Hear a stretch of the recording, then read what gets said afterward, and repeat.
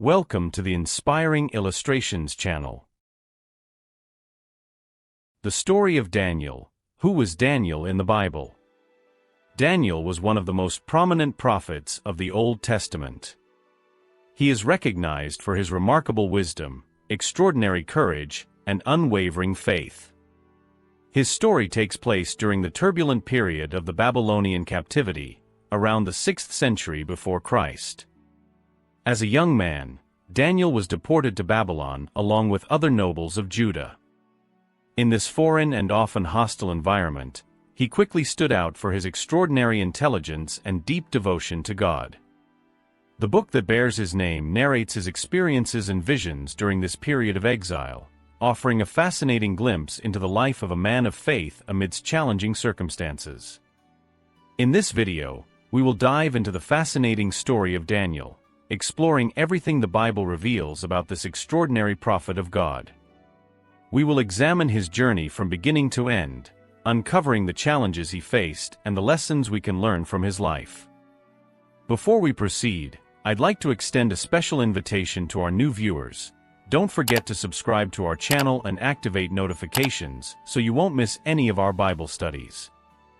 The name Daniel in Hebrew means God is my judge or God is judge.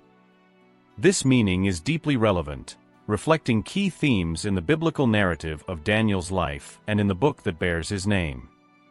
A verse that captures the essence of these themes is Daniel, chapter 2, verse 21, which says, "He changes times and seasons. He removes kings and sets up kings. He gives wisdom to the wise and knowledge to those who have understanding." This verse highlights God's sovereignty over history and human kingdoms, a central theme in the book of Daniel. Now, let's dive deeply into the story of Daniel, beginning with the first chapter. Daniel, chapter 1, the young Israelites in Nebuchadnezzar's court. In the 3rd year of King Jehoiakim's reign in Judah, Nebuchadnezzar, king of Babylon, attacked Jerusalem and surrounded the city with his soldiers. God allowed Nebuchadnezzar to conquer the city and take some valuable objects from the temple. Nebuchadnezzar transported these items to Babylon and placed them in the temple of his god, in the treasury. King Nebuchadnezzar ordered Ashpenaz, chief of the palace officials, to select some young Israelites from the royal family and noble families among the prisoners. The chosen youths were to be healthy, without physical defects, good-looking, intelligent, and well-educated, capable of serving in the palace. They needed to learn the language and writings of the Babylonians. The king ordered that these young men be given the same food and wine that he consumed daily. After 3 years of training, they would be ready to serve in the palace. Among the chosen were Daniel, Hananiah, Mishael, and Azariah, all from the tribe of Judah. Ashpenaz gave them new names: Belteshazzar, Shadrach, Meshach, and Abednego. Daniel resolved not to defile himself with the king's food and wine, so he asked Ashpenaz to help him keep this decision. God caused Ashpenaz to be kind and favorable to Daniel. However, Ashpenaz feared the king and said to Daniel, "It was the king who determined what you should eat and drink. If he notices that you are less healthy than the other young men, he might kill me, and it would be your fault." Then Daniel spoke with the guard whom Ashpenaz had appointed to look after him, Hananiah, Mishael, and Azariah.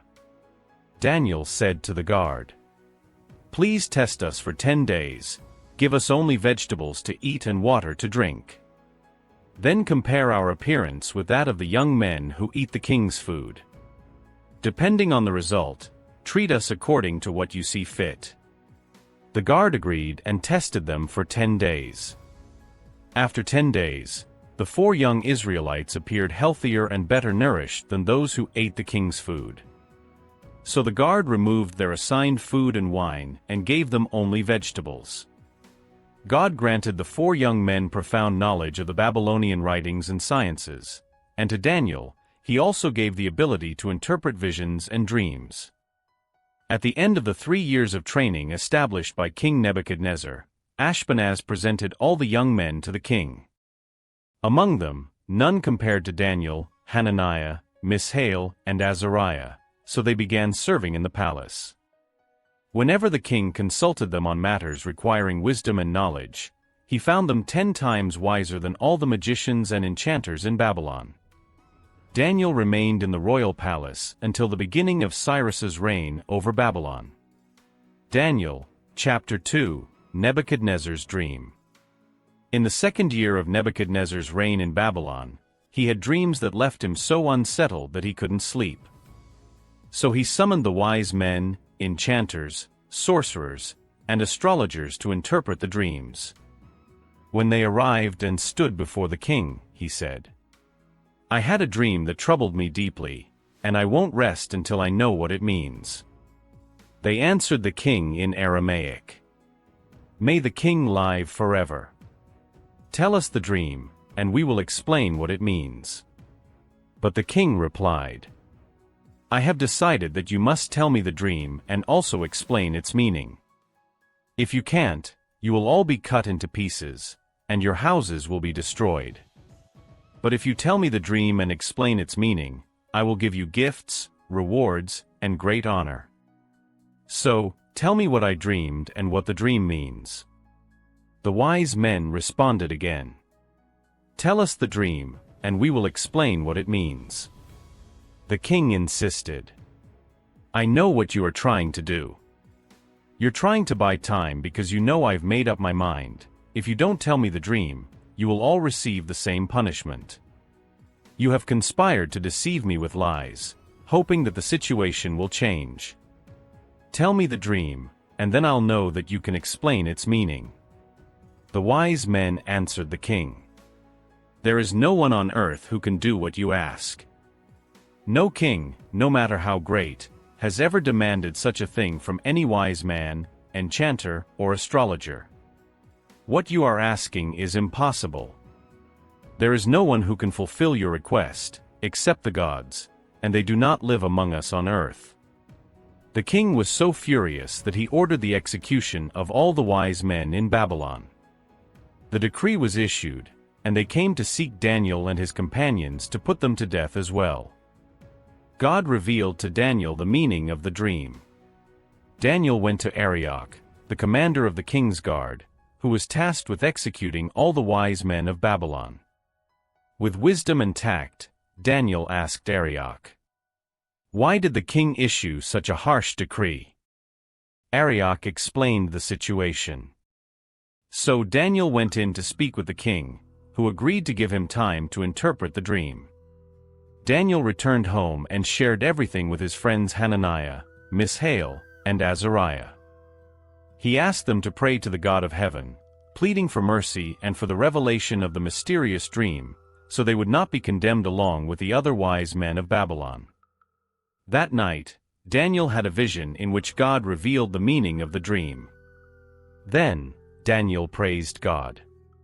Daniel said, "May the name of God be praised forever and ever, for wisdom and power belong to him. He changes times and seasons, he sets up kings and deposes them, he gives wisdom to the wise and knowledge to the discerning. He reveals deep and hidden things, he knows what lies in darkness, and light dwells with him.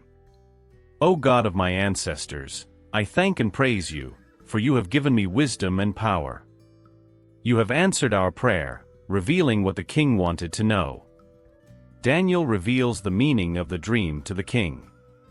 Daniel went to Arioch, the official in charge of executing the wise men of Babylon, and said, "Arioch, do not kill the wise men. Take me to the king, and I will explain the dream he had." Arioch quickly brought Daniel to the king and said, "I have found one of the exiles from Judah who can explain the dream you had." The king asked Daniel, also known as Belteshazzar, "Can you tell me what I dreamed and what it means?" Daniel replied, "No wise man, enchanter, sorcerer, or astrologer can explain the mystery the king has asked about. But there is a God in heaven who reveals mysteries. He has shown King Nebuchadnezzar what will happen in the days to come. Now, O king, I will explain the dream and the visions that passed through your mind while you were lying in bed. As you were lying there, O king, your thoughts turned to what would happen in the future, and the revealer of mysteries showed you what is going to happen. As for me, this mystery has been revealed to me, not because I have greater wisdom than anyone else alive, but so that you, O king, may understand the meaning of your dream and the thoughts that crossed your mind.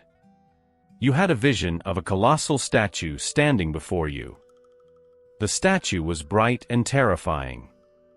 Its head was made of pure gold, its chest and arms were silver, its belly and thighs were bronze, its legs were iron, and its feet were partly iron and partly clay. As you watched, a stone was cut out of a mountain without human hands and struck the statue's feet, shattering them. Immediately, the iron, clay, bronze, silver, and gold turned to dust, like chaff on a threshing floor in summer. The wind carried them away without leaving a trace. But the stone grew and became a great mountain, filling the entire world. This was the dream, and now I will explain it to you. O king, you are the most powerful of all kings, and it is the God of heaven who has given you power, authority, and honor. He has given you dominion over all the earth, including human beings, animals, and birds. You are the head of gold. After your kingdom, another will arise, less powerful, and after that, a third kingdom of bronze, which will rule over the entire world. Then a fourth kingdom will come, strong as iron, breaking and shattering everything. Just as iron crushes everything, this kingdom will destroy all the others. In the statue you saw, the feet and toes were partly iron and partly clay. This means that the kingdom will be divided, but it will still have some of the strength of iron, as you observed. The toes, being half iron and half clay, indicate that the kingdom will be strong in some aspects but weak in others.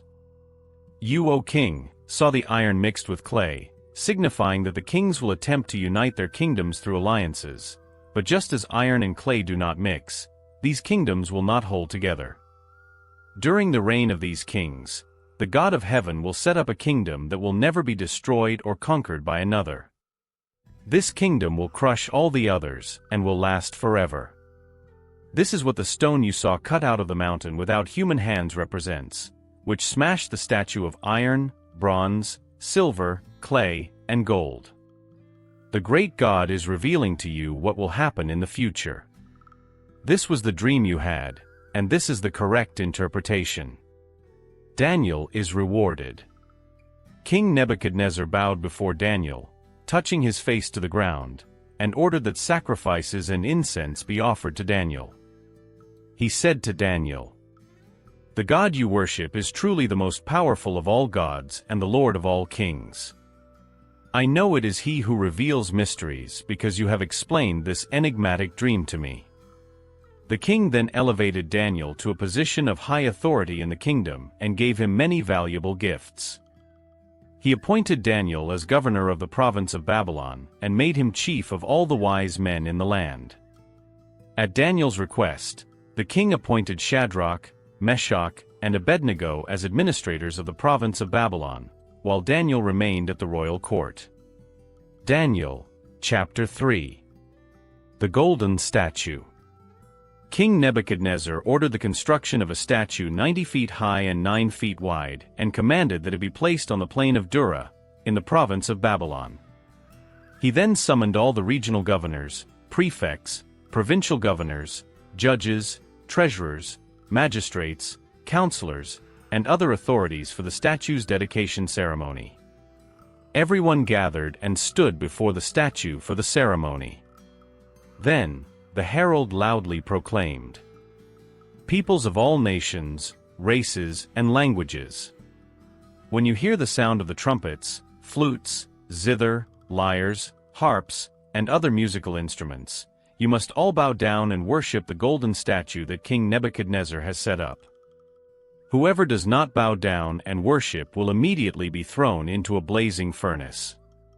So when the musical instruments began to play, everyone present bowed down and worshipped the golden statue. The faithfulness of Daniel's friends. At that time, some astrologers took the opportunity to accuse the Jews. They said to King Nebuchadnezzar, "May the king live forever.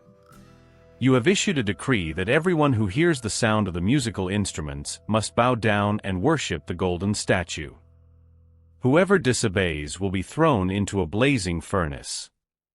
Some Jews whom you have appointed as administrators over the province of Babylon, Shadrach, Meshach, and Abednego, pay no attention to you, O king.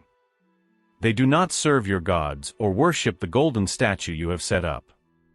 Upon hearing this, Nebuchadnezzar became furious and ordered Shadrach, Meshach, and Abednego to be brought before him. They were brought to the king, who said to them, "Is it true that you do not serve my gods or worship the golden statue I have set up? Very well then. Are you ready to bow down and worship the statue when the musical instruments play? If not, you will immediately be thrown into a blazing furnace. And who is the God who can save you?" Shadrach, Meshach, and Abednego replied, "O king, we do not need to defend ourselves. If the God we worship wills it, he can save us from the furnace and deliver us from your power. But even if he does not, know that we will not worship your gods or the golden statue you have set up." The three young men in the fiery furnace. Upon hearing this, Nebuchadnezzar was enraged with the three young men, and in his fury, he ordered the furnace to be heated 7 times hotter than usual. He then commanded his strongest soldiers to bind Shadrach, Meshach, and Abednego and throw them into the furnace. The three young men, fully clothed in their robes, trousers, turbans, and other garments, were bound and thrown into the furnace. The king's command was so urgent, and the furnace so hot, that the flames killed the soldiers who threw the three men inside. Bound, Shadrach, Meshach, and Abednego fell into the blazing furnace. Suddenly, Nebuchadnezzar leaped to his feet in amazement and asked his advisors, "Weren't 3 men that we tied up and threw into the furnace?" "Certainly, O king," they replied. "Then why do I see 4 men walking around freely in the fire? They are unharmed, and the 4th looks like an angel." The king approached the opening of the blazing furnace and shouted, "Shadrach, Meshach, and Abednego, servants of the Most High God, come out and come here." The 3 emerged from the furnace, and all the authorities gathered around them and saw that the fire had not harmed their bodies. The flames had not burned a single hair on their heads, their clothes were untouched, and they did not even smell of smoke. The king exclaimed, "Praise be to the God of Shadrach, Meshach, and Abednego. He sent his angel and saved his servants who trusted in him. They defied my command and chose to face death rather than bow down and worship a God that was not their own. Therefore I decree that any person, regardless of their race, nation, or language, who speaks against the God of Shadrach, Meshach, and Abednego, shall be cut into pieces, and their houses destroyed. For there is no other God who can save in this way." Then King Nebuchadnezzar promoted the 3 young men to even higher positions in the province of Babylon. Daniel, chapter 4. Nebuchadnezzar had another dream. King Nebuchadnezzar sent a message to the peoples of every nation, race, and language. "Peace and prosperity to you. I want you all to know about the miraculous signs and wonders the Most High God has performed for me. His wonders are great, and his miracles are mighty. His kingdom is eternal, and his reign will last forever." He continued, "I, Nebuchadnezzar, was living comfortably in my palace, and everything was going well. But one night, I had a dream that greatly troubled me. As I lay asleep, terrifying thoughts and visions took hold of me. So I summoned all the wise men of Babylon to interpret the dream. The magicians, enchanters, astrologers, and diviners came, but none of them could explain the dream. Finally Daniel, also known as Belteshazzar, named after my God, came before me. The spirit of the holy gods is in him, so I told him the dream. I said to him, Belteshazzar, chief of the magicians, I know that the spirit of the holy gods is in you and that no mystery is too difficult for you. Here is my dream. Tell me what it means.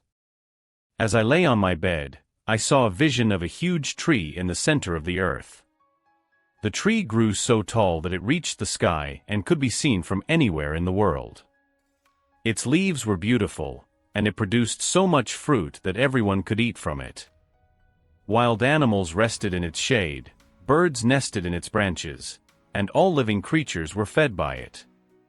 While I was dreaming, I saw a messenger, a holy one, coming down from heaven. He called out in a loud voice, "Cut down the tree and trim off its branches, strip off its leaves and scatter its fruit. Let the animals flee from under it and the birds from its branches. But let the stump and its roots, bound with iron and bronze, remain in the ground, in the grass of the field. Let him be drenched with the dew of heaven, and let him live with the animals among the plants of the earth. Let his mind be changed from that of a man, and let him be given the mind of an animal until 7 years pass by. This decision is announced by messengers, so that the living may know that the Most High is sovereign over all kingdoms on earth, and gives them to anyone he wishes, and sets over them the lowliest of people." Nebuchadnezzar concluded by saying, "This is the dream that I had. Now, Belteshazzar, tell me what it means, for none of the wise men of my kingdom can interpret it for me. But you can, because the spirit of the holy gods is in you." Daniel interprets the dream. Upon hearing this, Daniel, also called Belteshazzar, was greatly perplexed for a while, and his thoughts terrified him. So the king said, "Belteshazzar, do not let the dream or its meaning alarm you." Daniel answered, "My lord, if only the dream applied to your enemies and its meaning to your adversaries. The tree you saw, which grew large and strong, with its top touching the sky, visible to the whole earth, with beautiful leaves and abundant fruit, providing food for all, giving shelter to the wild animals, and having nesting places in its branches for the birds. Your Majesty, you are that tree. You have become great and strong, your greatness has grown until it reaches the sky, and your dominion extends to distant parts of the earth. Your Majesty saw a holy one, a messenger, coming down from heaven and saying, 'Cut down the tree and destroy it, but leave the stump, bound with iron and bronze, in the grass of the field, while its roots remain in the ground. Let him be drenched with the dew of heaven, let him live with the animals, until 7 years pass by.' This is the interpretation, Your Majesty, and this is the decree the Most High has issued against my lord the king.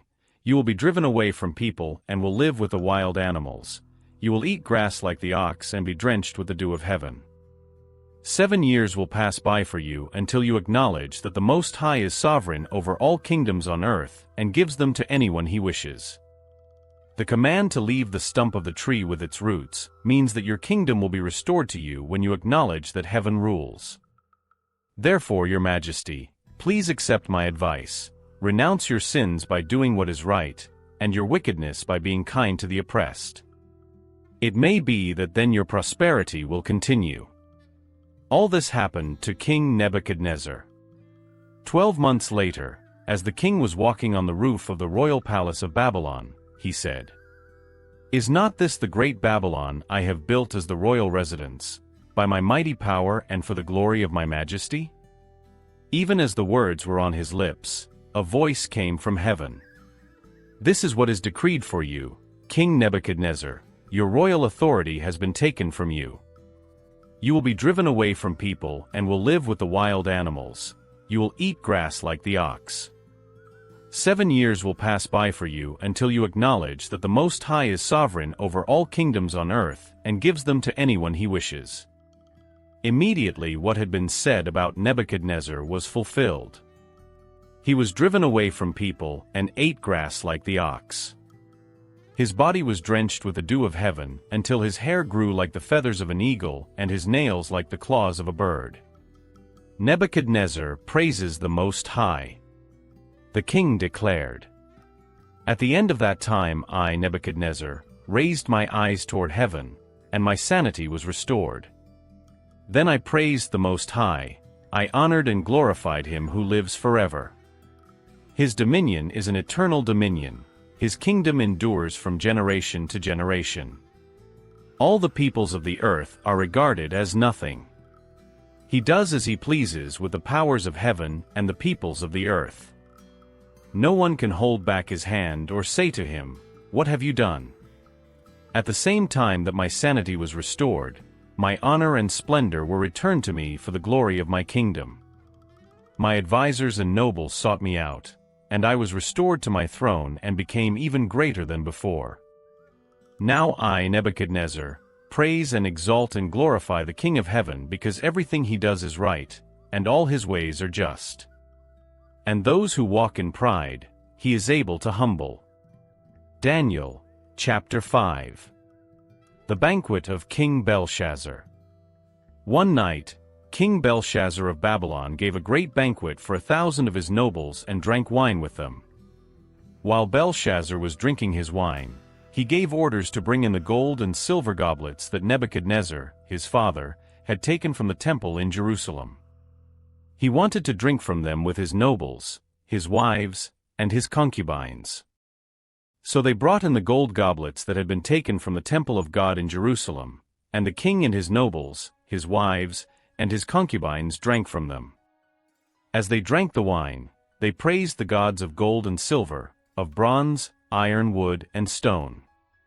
Suddenly, the fingers of a human hand appeared and wrote on the plaster of the wall, near the lampstand in the royal palace. The king watched the hand as it wrote. His face turned pale, and he was so frightened that his legs became weak and his knees were knocking. The king called out for the enchanters, astrologers, and diviners to be brought, and said to these wise men of Babylon, "Whoever reads this writing and tells me what it means will be clothed in purple and have a gold chain placed around his neck, and he will be made the third highest ruler in the kingdom." Then all the king's wise men came in, but they could not read the writing or tell the king what it meant. So King Belshazzar became even more terrified, and his face grew more pale. His nobles were baffled. The queen, hearing the voices of the king and his nobles, came into the banquet hall. "May the king live forever," she said. "Don't be alarmed. Don't look so pale. There is a man in your kingdom who has the spirit of the holy gods in him. In the time of your father, he was found to have insight and intelligence and wisdom like that of the gods. Your father, King Nebuchadnezzar, appointed him chief of the magicians, enchanters, astrologers, and diviners. He did this because Daniel, whom the king called Belteshazzar, was found to have a keen mind and knowledge and understanding, and also the ability to interpret dreams, explain riddles, and solve difficult problems. Call for Daniel, and he will tell you what the writing means." Daniel interprets the mysterious words. They brought Daniel before the king, who asked, "Are you Daniel, one of the Jews my father, King Nebuchadnezzar, brought from Judah as a prisoner? I've heard that the spirit of the gods is in you, and that you possess great clarity, intelligence, and wisdom. Recently, I called the wise men and astrologers to read the words on the wall and explain their meaning, but they couldn't. Someone told me that you can unravel mysteries and solve difficult problems. If you can read what is written and explain its meaning, you'll be clothed in purple, receive a gold chain around your neck, and become the third most important ruler in my kingdom. You may keep your gifts or give them to someone else. Even so, I will read the words on the wall and explain their meaning. O king, the Most High God gave the kingdom to your father, Nebuchadnezzar, along with power, glory, and majesty. The power God gave him was so great that all the peoples of the world trembled with fear before him. If he wanted, he would kill a person. If he wanted, he would let them live. He would elevate some and bring others down. But he became arrogant, stubborn, and full of himself, and was overthrown from power, losing all his glory. He was expelled from among humans, lost his sanity, and acted like an animal. He lived with wild donkeys, ate grass like oxen, and slept outdoors, wet with the dew. This lasted until he acknowledged that the Most High God rules over all the kingdoms of the world and places whoever he wants as king. And you, O King Belshazzar, son of Nebuchadnezzar, knew all this, but you were not humble. Instead, you defied the King of Heaven and brought the cups from the temple so that you, your guests, your wives, and concubines could drink wine from them. Moreover, you praised gods of silver, gold, bronze, iron, wood, and stone, which cannot see, hear, or understand anything. But you did not glorify God, who has power over life and death and decides everything that happens to you. Therefore he sent this hand to write on the wall the words, Mene, Mene, Tekel, and Parsin. Now, the explanation. Mene means that God has numbered the days of your reign and decided to end it. Tekel means you have been weighed on the scales and found wanting. Perez means your kingdom will be divided and given to the Medes and Persians. Then King Belshazzar ordered Daniel to be clothed in purple, a gold chain placed around his neck, and announced that he would be the third most important ruler in the kingdom of Babylon. That same night, Belshazzar, king of Babylon, was killed, and Darius the Mede, 62 years old, began to reign in his place. Daniel, chapter 6. Daniel in the lion's den. King Darius decided to divide the country into 120 provinces, appointing 120 men to govern them. To ensure efficient administration and no losses, the king chose 3 ministers to oversee these governors. One of these ministers was Daniel, who soon stood out for his competence. He was so capable that the king considered making him the highest authority in the kingdom. The other ministers and governors tried to find a reason to accuse Daniel of mismanagement, but they couldn't. Daniel was honest and upright, and no one could accuse him of any wrongdoing. Then they said among themselves, "We will never find a reason to accuse Daniel unless it is something related to his religion." They went together to speak with the king and said, "May King Darius live forever. All of us who hold positions of authority in the kingdom, including ministers, governors, mayors, and other authorities, agree to ask you to issue an irrevocable order. Order that for 30 days, everyone must make their requests only to you. If anyone makes a request to any god or any other man during this period, they will be thrown into the lion's den. Therefore, O king, issue the order and sign it, so that it cannot be revoked. According to the law of the Medes and the Persians, this order will be irrevocable." The king agreed, signed the order, and published it. When Daniel learned that the order had been signed, he went home. Upstairs, there was a room with windows facing Jerusalem. Daniel opened the windows, knelt, and prayed, giving thanks to his God. He did this 3 times a day. Daniel's enemies went together to his house and found him praying to his God. Then, they went to the king to talk about the decree. They said, "O king, you signed a decree that forbids for 30 days any request to any god or man except you. And whoever disobeys will be thrown into the lion's den. Is this not true?" The king replied, "It is true, and the decree must be enforced. According to the law of the Medes and the Persians, it cannot be revoked." Then they said to the king, "But Daniel, one of the exiles from Judah, does not respect you or the decree, for he prays to his God 3 times a day." Upon hearing this, the king was greatly distressed and decided to save Daniel. Until sunset, he did everything he could to free him. Daniel's adversaries went again to the king and said, "You know that according to the law of the Medes and the Persians, no order or decree signed by the king can be revoked." So the king ordered that Daniel be brought and thrown into the lion's den. And the king said to Daniel, "May your God, whom you serve so faithfully, deliver you." They brought a stone and sealed the entrance of the den. The king sealed the stone with his ring and the rings of the authorities to ensure that the law was carried out. The king returned to the palace, but did not eat or entertain himself as usual. That night, he could not sleep. At dawn, he got up and hurried to the lion's den. With a troubled voice, he called out, "Daniel, servant of the living God. Has your God, whom you serve so faithfully, been able to save you from the lions?" Daniel answered, "May the king live forever. My God sent his angel, who shut the lions' mouths so they would not hurt me, because he knows I am innocent before him and have committed no crime against you." The king, overjoyed, ordered Daniel to be lifted out of the den. When he was taken out, they saw that he had not been harmed because he trusted in God. Then the king ordered that the men who had accused Daniel, along with their families, be brought and thrown into the lion's den. Before they reached the bottom, the lions attacked and tore them apart. Then King Darius wrote a letter to all the peoples, nations, and languages of the world, saying, "Peace and prosperity to you all. I decree that everyone in my kingdom must respect and honor the God of Daniel, for he is the living God who endures forever. His kingdom will never be destroyed, and his dominion will never end. He rescues and saves, he performs signs and wonders in heaven and on earth. It was he who delivered Daniel from the power of the lions." Daniel remained in a high position in the government during the reign of Darius and also during the reign of Cyrus the Persian. Daniel, chapter 7. The vision of the four monstrous creatures.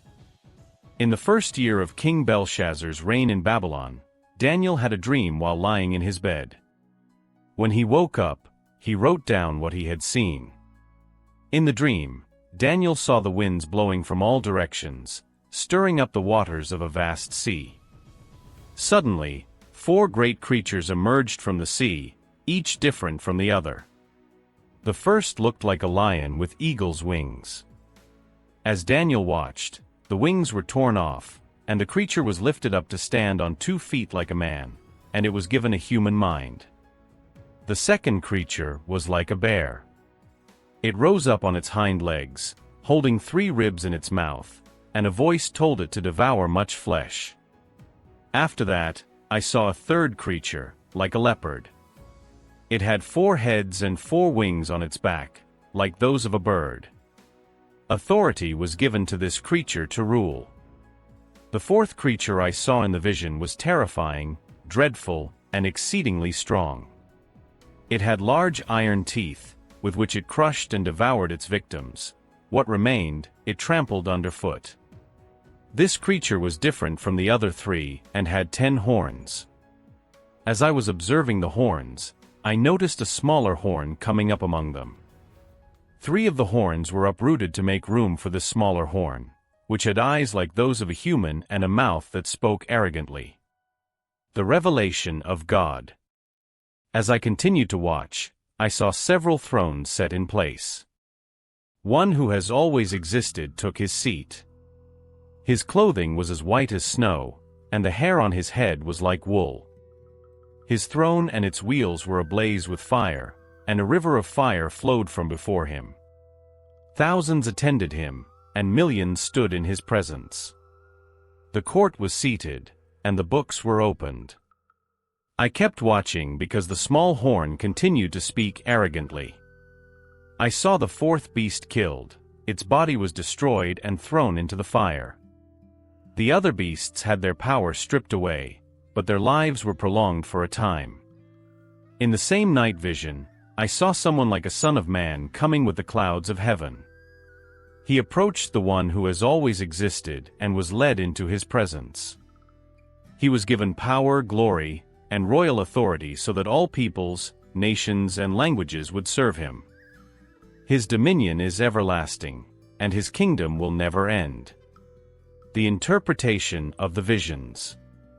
The visions troubled me greatly, and I was deeply disturbed by what I had seen. I approached one of those standing nearby and asked for an explanation.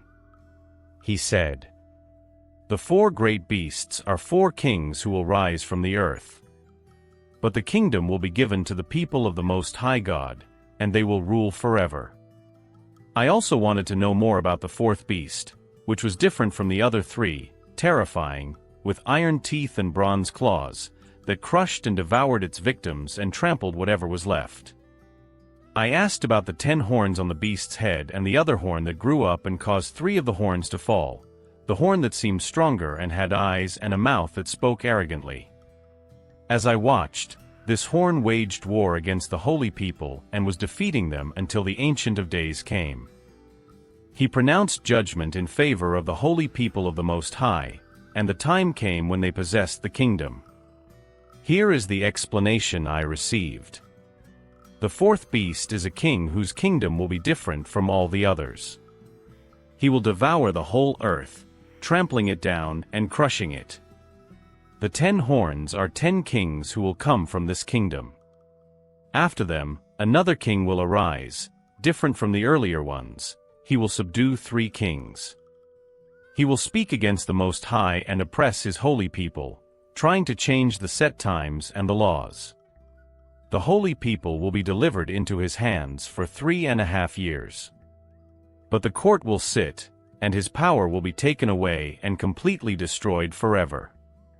Then the sovereignty, power, and greatness of all the kingdoms under heaven will be handed over to the holy people of the Most High.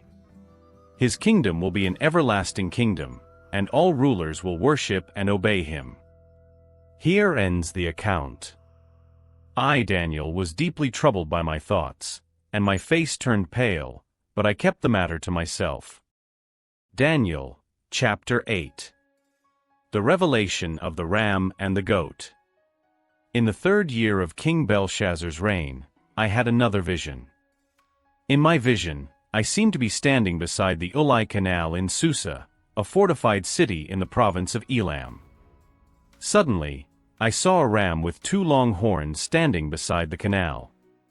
One of the horns was longer than the other, even though it had grown later.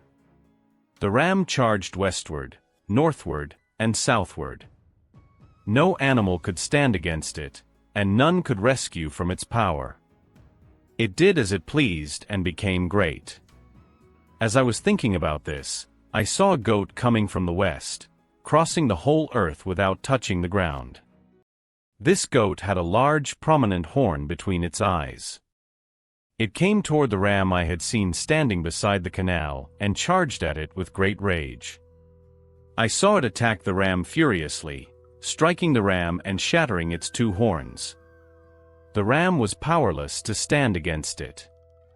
The goat knocked it to the ground and trampled on it, and no one could rescue the ram from its power.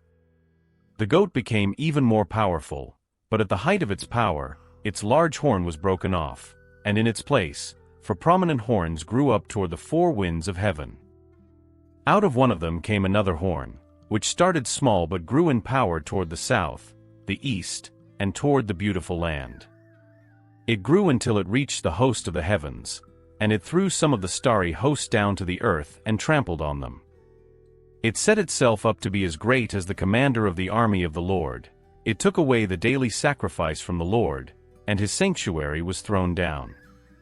Because of rebellion, the Lord's people and the daily sacrifice were given over to it. It prospered in everything it did, and truth was thrown to the ground. Then I heard a Holy One speaking, and another Holy One said to him, "How long will it take for the vision to be fulfilled? The vision concerning the daily sacrifice, the rebellion that causes desolation, the surrender of the sanctuary, and the trampling underfoot of the Lord's people?" He said to me, "It will take 2,300 evenings and mornings. Then the sanctuary will be reconsecrated." Gabriel explains the vision. While I, Daniel, was watching the vision and trying to understand it, there before me stood one who looked like a man. And I heard a man's voice from the Ulai calling, "Gabriel, tell this man the meaning of the vision." As he came near the place where I was standing, I was terrified and fell prostrate. "Son of man," he said to me, "understand that the vision concerns the time of the end." While he was speaking to me, I was in a deep sleep, with my face to the ground. Then he touched me and raised me to my feet. He said, "I am going to tell you what will happen later in the time of wrath, because the vision concerns the appointed time of the end. The two-horned ram that you saw represents the kings of Media and Persia.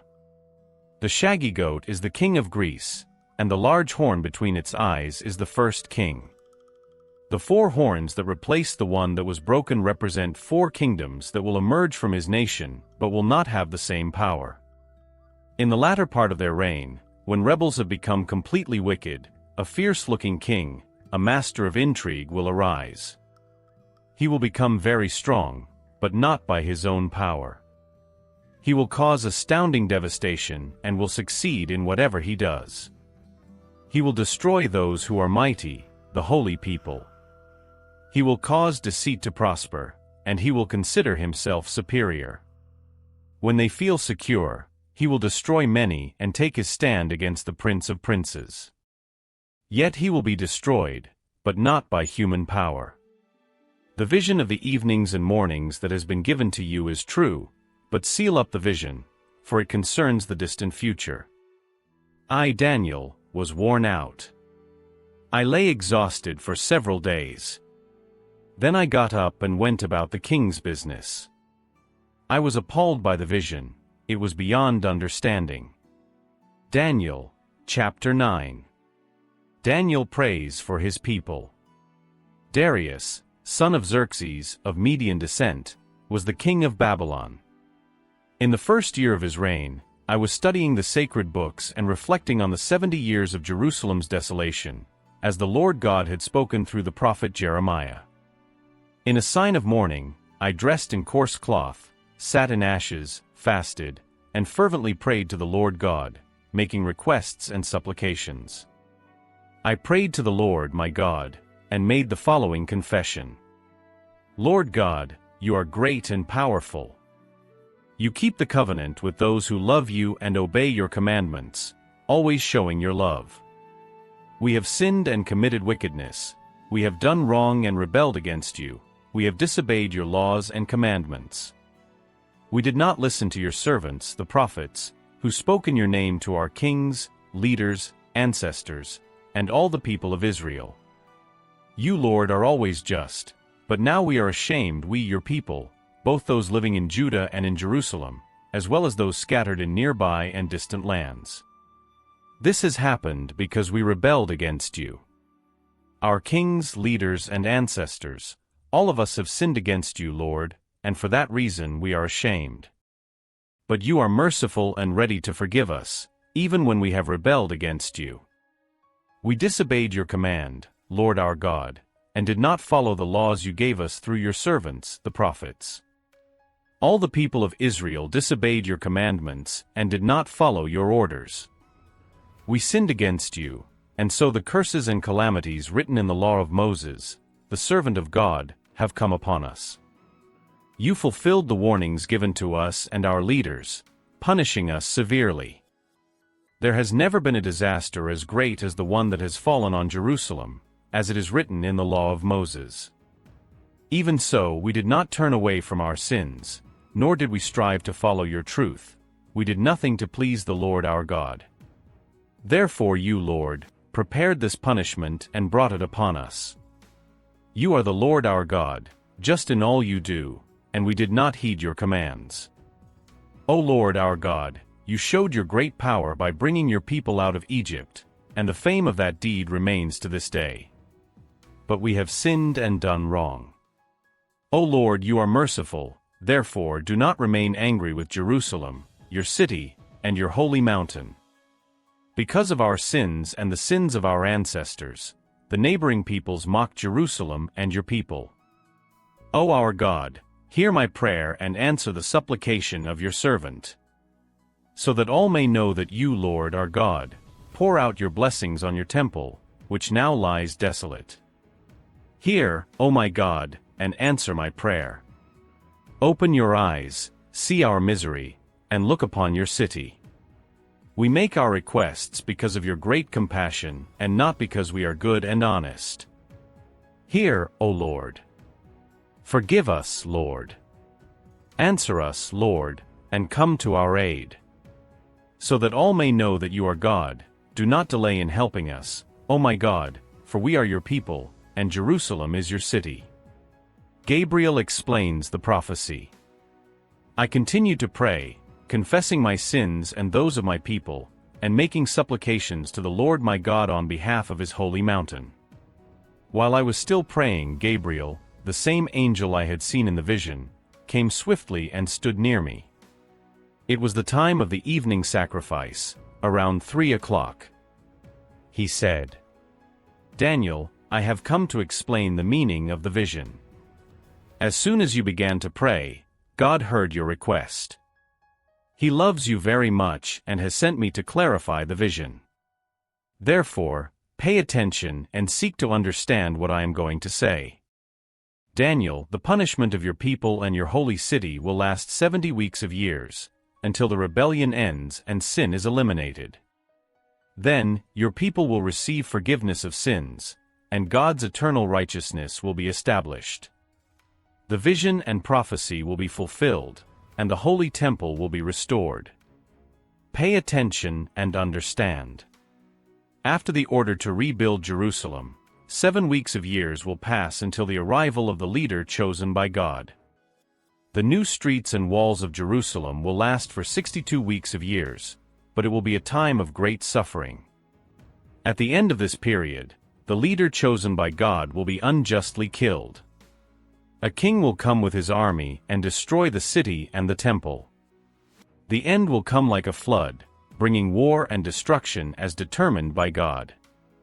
This king will make a covenant with many peoples for 7 years, but in the middle of that time, he will stop the sacrifices of animals and the grain offerings in the temple. The great terror will be placed in the highest place of the temple and will remain there until the one who placed it is destroyed, according to the will of God. Daniel, chapter 10. Daniel's vision by the Tigris River. In the 3rd year of Cyrus' reign, king of Persia, I, Daniel, also known as Belteshazzar, received a message from God. The message was true, but difficult to understand. The explanation came through a vision. At that time, I mourned for 3 weeks. During this period, I did not eat tasty food or meat, I did not drink wine, and I did not care for my hair. On the 24th day of the 1st month, I was by the great Tigris River, when suddenly I saw an angel dressed in linen clothes and wearing a belt of pure gold. His body shone like precious stones, his face was like lightning, his eyes were like blazing torches, his arms and legs gleamed like polished bronze, and his voice resounded like the sound of a multitude. I was the only one who saw this vision. My companions saw nothing, but they were terrified, and fled and hid. I was left alone, seeing this awe-inspiring vision. I turned pale with fear and lost all strength. When I heard the angel speak, I fainted and fell face down on the ground. Then the hand of someone touched me, and I was raised to my knees, supported on the palms of my hands. The angel said to me, "Daniel, God loves you very much and has sent me to speak with you. Stand up and pay attention to what I am going to say." So I stood up, trembling from head to toe. He continued, "Do not be afraid, Daniel, for God has heard your prayer from the first time you humbled yourself before him to seek wisdom. I have come in response to your prayer. The angel protector of the Persian kingdom fought against me for 21 days. But Michael, one of the chief angels, came to help me, for I was struggling alone against the kings of Persia. Now I have come to explain what will happen to your people, for this vision concerns future events." While he was speaking, I remained silent, looking down at the ground. Suddenly, someone with a human appearance touched my lips. Then I began to speak and said to the angel standing before me, "My lord, this vision has left me troubled, and I feel weak. How can I, your servant, speak with you? I am completely without strength and can barely breathe." Then he touched me again, and I felt my strength return. He said, God love you. "Therefore, do not be afraid. May God's peace be with you. Be strong. Take courage." Then I felt much stronger and responded, "Speak, for you have given me new strength." He said, "Do you know why I came to speak with you? It was to reveal what is written in the book of truth. But now I must return to fight against the prince of Persia. When the battle is over, the prince of Greece will come. In this battle, no one supports me except Michael, your prince." Daniel, chapter 11. He is the one who helps and protects me. The kingdoms of Egypt and Syria. The angel continued, saying, "What I am about to tell you is the truth. 3 more kings will arise in Persia, and then a 4th, who will be far richer than all of them. With his wealth, he will gain power and stir up everyone against the kingdom of Greece. After him, a mighty king will arise who will rule with great power and do as he pleases. But as soon as he rises to power, his kingdom will be broken up and divided into 4 parts. These parts will not go to his descendants, and none will have the power he had. The king of Egypt will be strong, but one of his commanders will be even stronger and will rule over a larger kingdom. After some years, the king of Egypt and the king of Syria will make an alliance. The king of Egypt will give his daughter in marriage to the king of Syria to secure the alliance, but the plan will fail. She, along with her husband, child, and attendants, will be betrayed and killed. Shortly after, a relative of hers will take the throne and will march with his army against the forces of the king of Syria. He will attack the Syrian fortress and defeat them. He will take the gods and valuable gold and silver objects from Syria and bring them to Egypt. There will be some years of peace between the nations, but then the king of Syria will try to invade Egypt again. However, he will be defeated and return to his own land. The sons of the king of Syria will prepare for war and raise a large army. One of them will march with his troops, flooding the land like a river, and attack the fortresses of the king of Egypt. The king of Egypt will be so enraged that he will set out with his army and fight against the Syrians, who will be defeated by the Egyptians. The king of Egypt will be filled with pride for having struck down so many soldiers, but his power will not last long. Then the king of Syria will raise an even greater army and, after several years, will return with a large, well-equipped force to fight against Egypt. Many will rise against the king of Egypt. Among them, some violent men from Israel will rebel based on a vision they have, but they will fail. The king of Syria will come with his army, build siege ramps around a walled city, and capture it. Even the best soldiers of the Egyptian army will not be able to stop the Syrian forces. The enemy will do as they please with the Egyptian soldiers, and no one will be able to stand against them. He will invade the promised land and conquer it completely. Then the king of Syria will mobilize his entire army to fight against Egypt. To defeat his enemy, he will make an agreement with the king of Egypt and offer his daughter in marriage, but the plan will not succeed. He will attack the coastal cities of the Mediterranean and conquer many of them. But a military commander from another land will put an end to his arrogance and leave him humiliated. The king of Syria will return to his own land, but he will stumble and fall, and no one will remember him. Another king will take his place, sending a tax collector to raise funds for the kingdom. However, this king will soon die, but not in battle. The next king of Syria will be a vile man who will not have a legitimate claim to the throne, but through deceit and intrigue, he will seize power. He will destroy all opposing armies and even kill the high priest. He will deceive those who make alliances with him, and with a small force, he will grow stronger and stronger. He will attack the richest provinces of the land by surprise and do things his ancestors never did. He will distribute plunder, loot, and wealth among his followers. For a time, he will plot to overthrow strongholds. Trusting in his power and courage, he will march with his large army against the king of Egypt.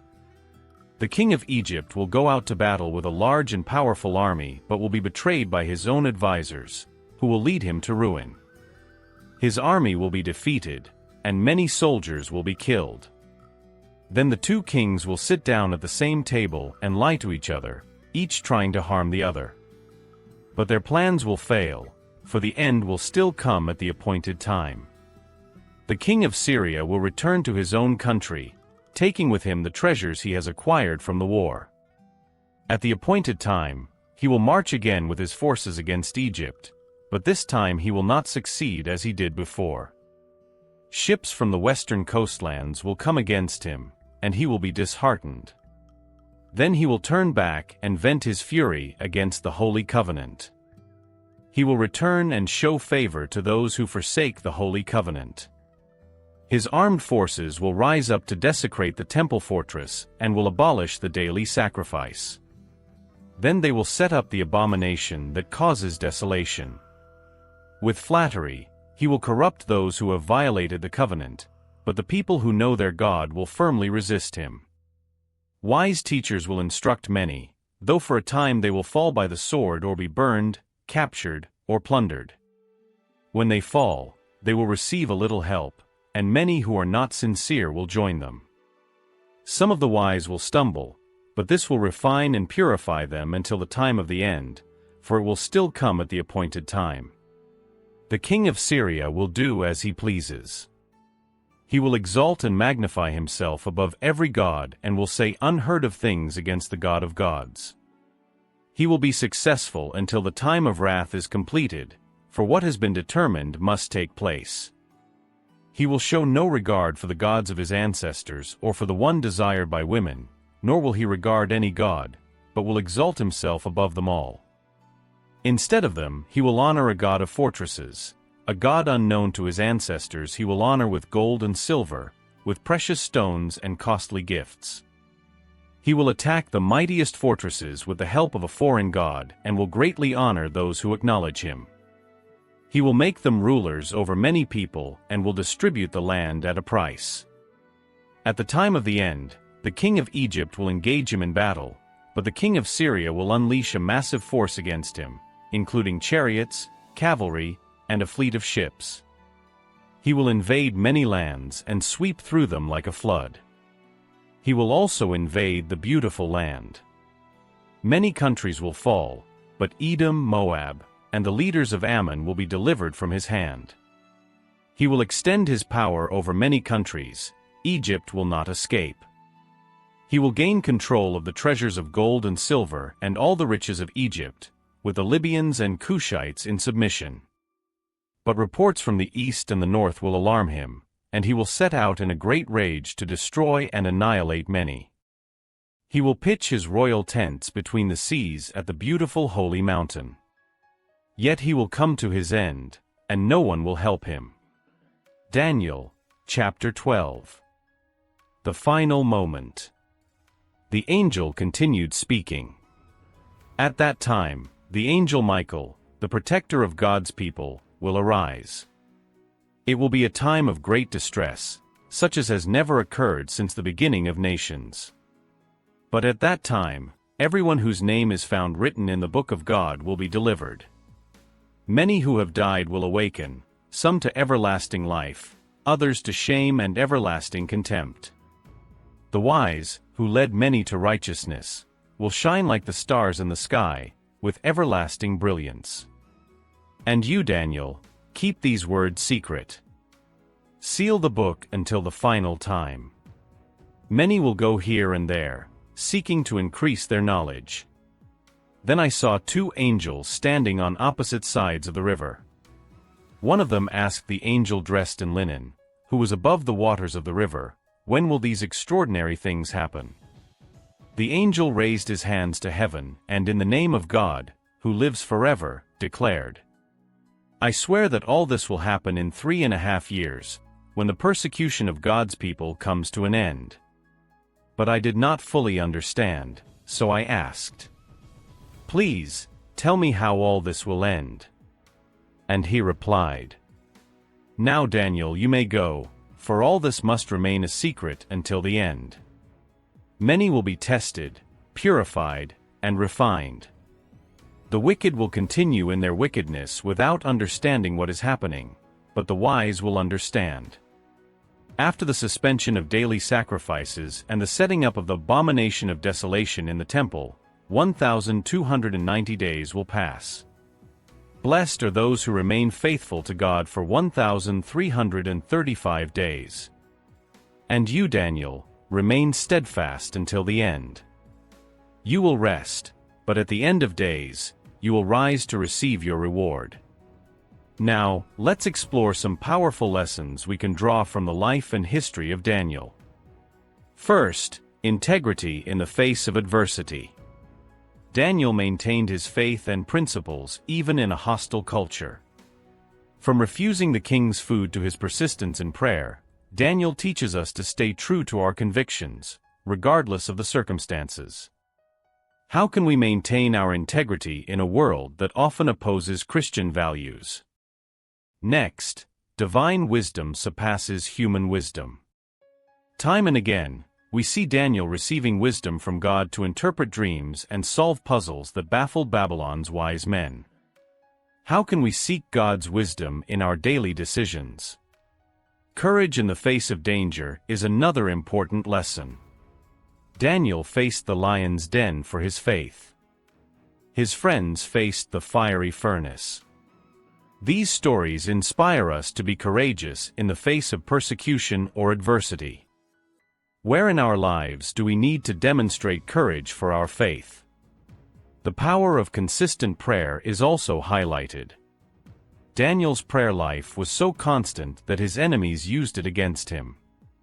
Yet, it was this very devotion that sustained him through his toughest moments. How can we develop a more consistent and meaningful prayer life? God is in control of history. Daniel's visions of future kingdoms remind us that, while earthly empires may seem powerful, God remains sovereign over all. How can this truth comfort us in times of political or social uncertainty? Excellence in secular work is another valuable lesson.